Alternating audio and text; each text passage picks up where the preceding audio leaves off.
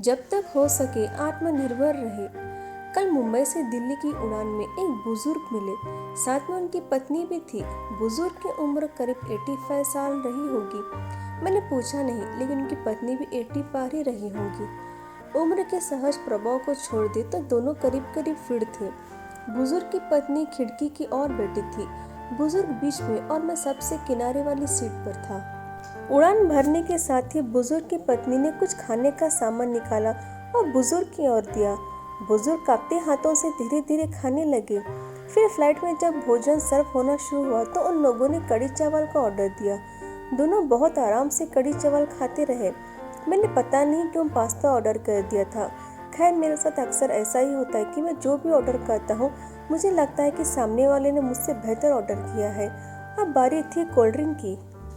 पीने में मैंने पेप्सी का ऑर्डर दिया था। अपने कोन के ढक्कन को मैंने खोला और धीरे धीरे पीने लगा।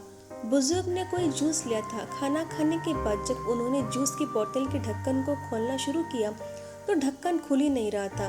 बुजुर्ग कांपते हाथों से उसे खोलने की कोशिश कर रहे थे। मैं लगातार उनकी ओर देख रहा था। मुझे लगा कि ढक्कन खोलने में उन्हें मुश्किल आ रही है, तो मैंने शिष्टाचार होते कहा कि लाइए, मैं खोल देता हूँ।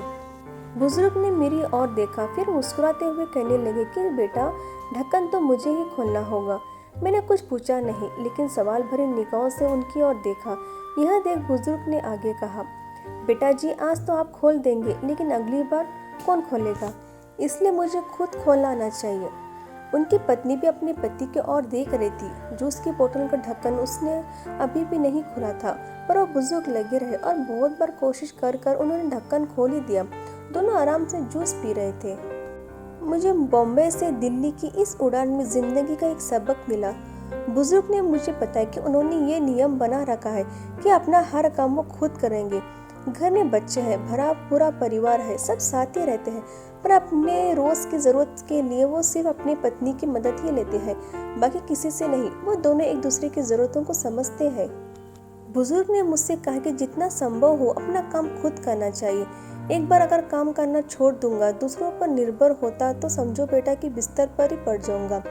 फिर हम हमेशा यही कहेंगे कि ये काम उससे करा लूँ, वो काम उससे। फिर तो चलने के लिए भी दूसरों का सहारा लेना पड़ेगा। अभी चलने में पाँव कांपते हैं, खाने में भी हाथ कांपते हैं, पर जब तक आत्मनिर्भर रह सके रहना चाहिए। हम दिल्ली जा रहे हैं, 3-4 दिन वहीं रहेंगे। हम महीने में 1-2 बार ऐसे घूमने निकल जाते हैं। बेटे बहू कहते हैं कि अकेले मुश्किल होगी, पर उन्हें कौन समझाएगा कि मुश्किल तो तब होगी जब हम घूमना फिरना बंद करके खुद को घर में कैद कर लेंगे। पूरी जिंदगी खूब काम किए, अब सब बेटों को देकर अपने लिए महीने के पैसे तय कर रखे हैं और हम दोनों उसी से आराम से घूमते हैं। जहाँ जाना होता है एजेंट टिकट बुक करा देता है, घर पर टैक्सी आ जाती है, वापसी में एयरपोर्ट पर भी टैक्सी ही आ जाती है। होटल में कोई तकलीफ होती नहीं है।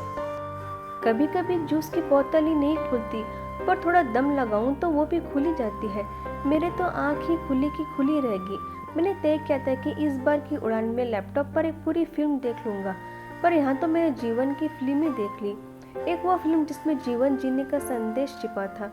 जब तक हो सके आत्मनिर्भर रहे, अपना काम जहाँ तक संभव हो स्वयं ही करो।